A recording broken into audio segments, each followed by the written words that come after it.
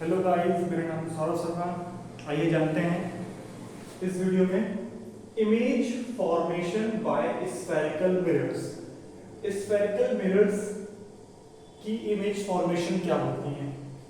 Number 1 क्या है कि a ray parallel to the principal axis. देखिए समझिएगा, ये कॉनकेव मिरर है और ये कॉन्वेक्स मिरर है।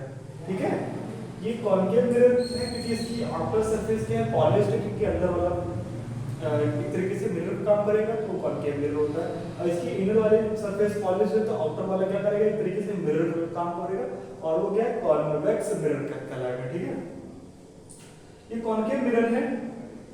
इसमें इमेज फॉर्मेशन क्या होती है, अगर ये प्रिंसिपल एक्सिस है, ये पोल है, ये फोकस है, ये सेंटर ऑफ कर्वेचर है।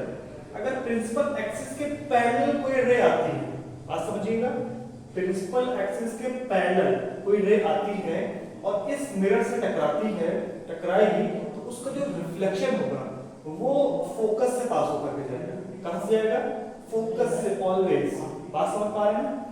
कॉनकेव मिरर में,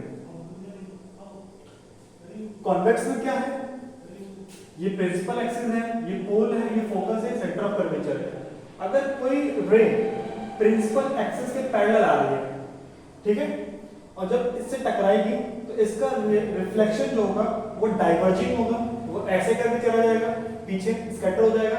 लेकिन जब इसको हम लोग आगे की तरफ, इसको इमेज को आगे की तरफ एक्सटेंड करेंगे, इसको बढ़ाएंगे, तो ये ऑलवेज फोकस से पास होकर जाएगा।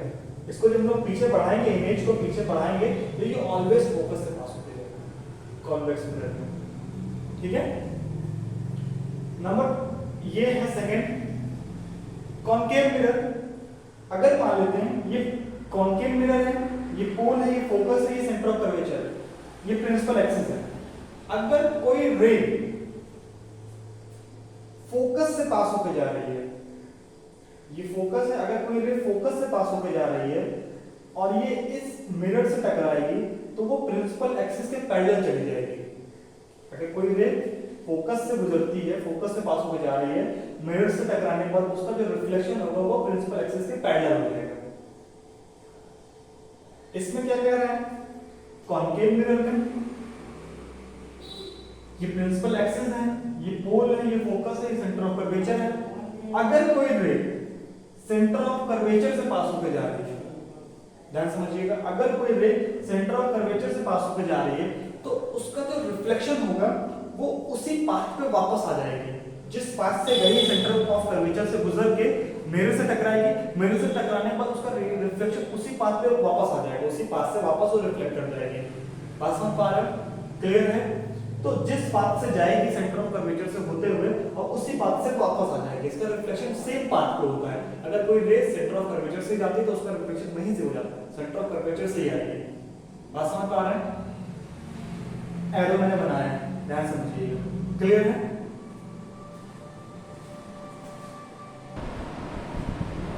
आइए अब हम लोग समझते हैं रियल इमेज और वर्चुअल इमेज के बारे में, ये क्या होते हैं।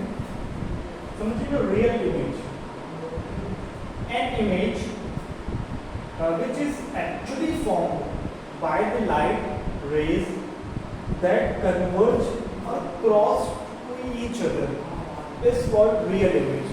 जब कभी भी जो भी इमेज फॉर्म हो रही है वो एक्चुअली में फॉर्म होनी चाहिए by the light rays, by the light rays की मदद से कन्वर्जिंग। ठीक है, तो उसको कन्वर्जिंग इमेज है तो उसको बोला जाएगा रियल इमेज। हमें एक्चुअली फॉर्म होती हुई दिखनी चाहिए।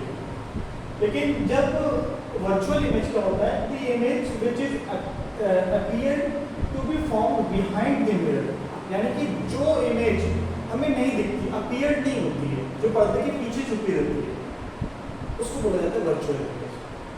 ठीक है,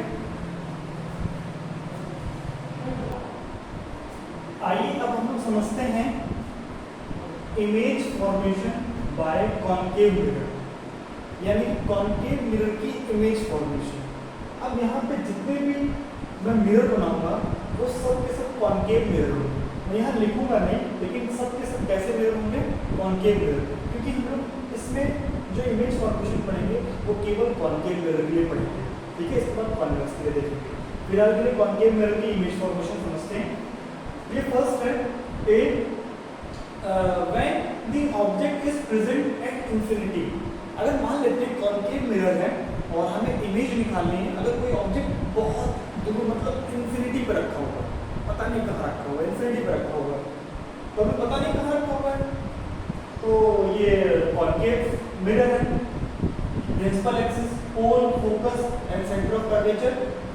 तो हमने क्या किया है कि कोई इंफिनिटी से रे लेके आए, लाइट की रे, और कहाँ से पास कराई, फोकस से पास कराई। और जब भी कोई लाइट रे फोकस से पास होकर जाती है और मिरर से टकराएगी तो वो प्रिंसिपल एक्सिस के पैरेलल चली जाती है, ठीक। और किसी भी चीज की इमेज फॉर्मेशन करनी है, इमेज पता करना है, तो उसमें दो रे आएंगे, एक रे से नहीं पता कर पाएंगे। तो हमने एक रे को फोकस से पास कराया और ये प्रिंसिपल एक्सिस के पैरेलल चली गई, और जो सेकंड रे है वो हम लोग सेंटर ऑफ कर्वेचर से पास कराएंगे।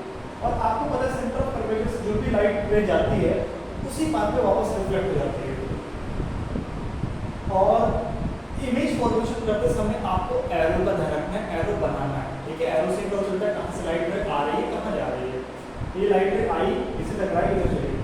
और इमेज फॉर्मेशन के लिए प्रिंसिपल सेंटर ऑफ कर्वेचर से हमने एक लाइट रे पास कराया और इसका रिफ्लेक्शन यहीं चला जाएगा, इसी बात पे। और जहाँ पे ये रिफ्लेक्शन और ये जो इसका ये सेंटर ऑफ कर्वेचर से लाइट रे लेके आए, जहाँ मीट करेंगे दोनों रे, वहीं पे इमेज बन जाएगी। इस पॉइंट पे मीट कर रही, तो इस जो इंफिनिटी पे रखा हुआ है उसका जो ऑब्जेक्ट की जो इमेज होगी वो हमेशा मतलब तो कहाँ पे बनेगी, फोकस से बनेगी। बस समझ पाए, कोई दिक्कत तो नहीं। बी कह रहा है when the object is present between infinity and center of curvature। Object कहाँ पे रखा हुआ है, यहाँ पे मान लेते हैं ये सेंटर ऑफ कर्वेचर है और कहीं इंफिनिटी पे। सेंटर ऑफ मतलब जो ऑब्जेक्ट रखा हुआ है सेंटर ऑफ कर्वेचर और कहीं इंफिनिटी के बीच में रखा हुआ है, यानी कि between the infinity and centre of curvature, इसके बीच में रखा हुआ है। तो हमने ऑब्जेक्ट को O से रिप्रेजेंट किया है और ये इमेज, सॉरी ये क्या है, ऑब्जेक्ट है, ये ऑब्जेक्ट है। और आपको पता है कि हम लोग लाइट रे लेके जाएंगे और जब इससे टकराएगी मिरर से तो कहाँ से होगा इसका रिफ्लेक्शन, फोकस से होगा। कहाँ से होगा, फोकस से होगा। बात समझ पाए। और मैंने बताया कि एक लाइट रे मतलब एक लाइट रे और जाएगी क्योंकि इमेज फॉर्मेशन करना है, तो सेकंड वाले हम लोग पास आएंगे सेंटर ऑफ कर्वेचर से। सेंटर ऑफ कर्वेचर से आपको पता सेंटर ऑफ कर्वेचर से जो भी लाइट रे जाती है उसके बाद वापस आ जाती है। तो ये रे और सेंटर ऑफ कर्वेचर से जो गई लाइट रे जहां मीट करेंगे वहीं क्या बन जाएगी, इमेज बन जाएगी। तो ये आई मैंने लिख दिया इमेज, यानी कि जो इमेज बनी है वो कहाँ बनी है, between the C and F. जब भी लाइट रे सॉरी जब भी कभी ऑब्जेक्ट इंफिनिटी और सी के बीच में रखा हो, सेंटर ऑफ कर्वेचर के बीच में रखा हो, तो इसकी इमेज 110% हमेशा सी के बाद बनेगी, यानी कि सी और एफ के बीच में बनेगी। बात समझ पा रहे हैं, ठीक है। इमेज कहाँ बनेगी, सी और एफ के बीच में बनेगी।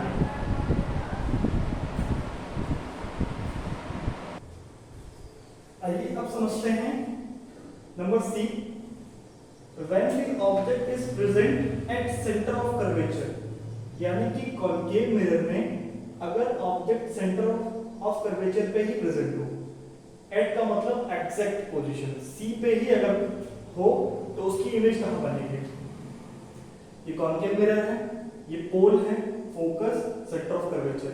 ऑब्जेक्ट कहाँ पे रखा हुआ है, सेंटर ऑफ कर्वेचर पे रखा हुआ है, तो इसकी इमेज कहाँ बनेगी समझते हैं। रे जाएगी, फोकस से रिफ्लेक्शन होगा, समझ पाए। और क्योंकि इमेज फॉर्मेशन के लिए हमें दो रे की जरूरत पड़ती है, तो एक रे को मैंने कहां से पास कराया, ऐसे सीधी चली गई प्रिंसिपल एक्सिस के पैरेलल और फोकस से रिफ्लेक्शन हो गया, ठीक। दूसरी वाली रे को हमने पास कराया फोकस से, ठीक है। ये फोकस से गई और जब मिरर से टकराएगी तो इसका जो रिफ्लेक्शन है वो प्रिंसिपल एक्सिस के पैरेलल हो जाएगा। तो ये वाली रिफ्लेक्शन और जो इसका रिफ्लेक्शन है जहां मीट करेगी वहीं पे फोकस सेंटर ऑफ कर्वेचर जो रखा हुआ ऑब्जेक्ट है वहां बन जाएगा, इमेज बन जाएगी। तो ये मीट कर रही है इस पॉइंट पे और यहां पे इमेज बन जाएगी। तो हमें इससे ये समझ में आता है जब भी कभी ऑब्जेक्ट सेंटर ऑफ कर्वेचर पे ही हो, मतलब उसी पॉइंट पे हो, सेंटर ऑफ कर्वेचर मतलब उसी एग्जैक्ट उसी पॉइंट पे हो, तो उसकी इमेज भी वहीं नीचे बन जाती है। और जितनी हाइट की इमेज होगी उतनी हाइट की जितनी हाइट का ऑब्जेक्ट होगा उतनी हाइट की ही इमेज बनेगी। और उसी पे नीचे बन जाएगी। बात समझ पा रहे हैं? ठीक है। नंबर डी कहता है कि when the object is placed between C and F, यानी कि अगर मान लीजिए ऑब्जेक्ट सेंटर ऑफ कर्वेचर और फोकस के बीच में है तो कहां पे इमेज बनेगी उसको समझते हैं। ये कॉन्केव मिरर है, ये पोल है, फोकस सेंटर ऑफ कर्वेचर। जो ऑब्जेक्ट कहां पे लाई कर रहा है? C एंड F के बीच में, सेंटर ऑफ कर्वेचर और फोकस के बीच में। ये ऑब्जेक्ट है, मैंने O से रिप्रेजेंट किया है। तो लाइट में जाती है, मिरर से टकराएगी, फोकस से आएगी, फोकस से पास होकर जाएगी, और फिर से एक मैंने पास कराया फोकस से, और उसका रिफ्लेक्शन प्रिंसिपल एक्सिस से कैसे हो जाएगा? पैरेलल हो जाएगा। जहां पे ये दोनों रे मीट करेंगे, जहां पे ये दोनों रे मीट करेंगे, वहीं पे क्या बन जाएगा? इमेज। समझ पा रहे हैं मेरी बात? यानी कि जब भी कभी ऑब्जेक्ट C और F के बीच में हो तो इसकी जो इमेज बनती है वो C के पीछे बनती है, C के बाहर बनती है। बात समझ पा रहे हैं? और वो यहां बनेगी इमेज। क्लियर है?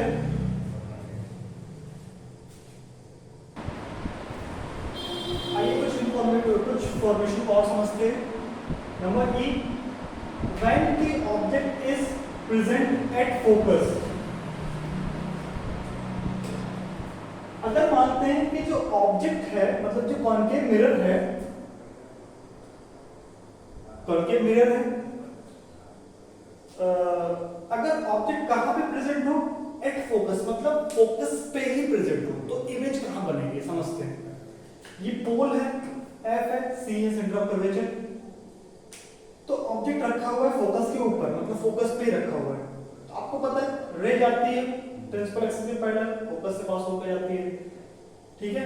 और एक रे मैंने और पास कराई सेंटर ऑफ कर्वेचर से, आपको सेंटर ऑफ कर्वेचर जो भी रे जाती है मिरर से टकराने के बाद वो उसी पाथ को वापस से फॉलो करती है, उसी पाथ पे वापस आ जाती है।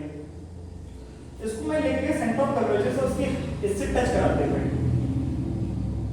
तो आप देखेंगे कि इसको मैं आगे एक्सटेंड करते जाऊंगा और उधर भी एक्सटेंड करते हुए जाऊंगा, तो ये कहीं मीट नहीं करेंगे, कहीं मिलेंगे नहीं, और जब मिलेंगे नहीं तो इमेज फॉर्मेशन भी नहीं होगी। तो फोकस पे अगर कोई ऑब्जेक्ट रखा हुआ है तो उसकी इमेज नहीं बनती है, नो इमेज फॉर्म। बात समझ में आ रही है? फोकस पे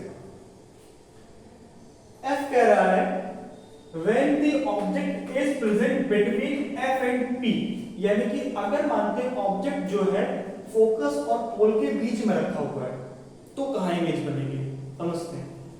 ये ऑब्जेक्ट रखा हुआ है, ये रे गई प्रिंसिपल एक्सिस से पैरेलल, फोकस से पास होकर चली गई, और सिमिलरली मैंने क्या किया, सेंटर ऑफ कर्वेचर से एक रे लेके गए स्ट्रेट और इसको टच कराते हुए मिरर से टच कराया, क्योंकि जो ये सेंटर ऑफ कर्वेचर जो भी लाइट रे जाती है उसी पाथ पे वापस फॉलो होती है, उसी पाथ पे वापस रिफ्लेक्शन होता है। इसमें देखेंगे जब मैं इसको आगे बढ़ाऊंगा तो ये आगे फैलती हुई चली जाएंगी, इसका मतलब ये मीट नहीं करेंगे इधर, और जब इधर साइड में इसको बढ़ाऊंगा तो ये जाकर के कहीं ना कहीं मीट करेंगे, तो यहाँ पे इस पॉइंट में मीट कर रही है ये, तो मैंने बना दिया इमेज फॉर्मेशन ये, यानी कि जब भी कभी F और P की बीच में ऑब्जेक्ट होगा तो इमेज फॉर्मेशन उधर साइड होगा, ठीक है। और ये होता है वर्चुअल इमेज। समझ पा रहे हैं कि नहीं? देखिए उधर side virtual image formation form हो रहा है। क्लियर है?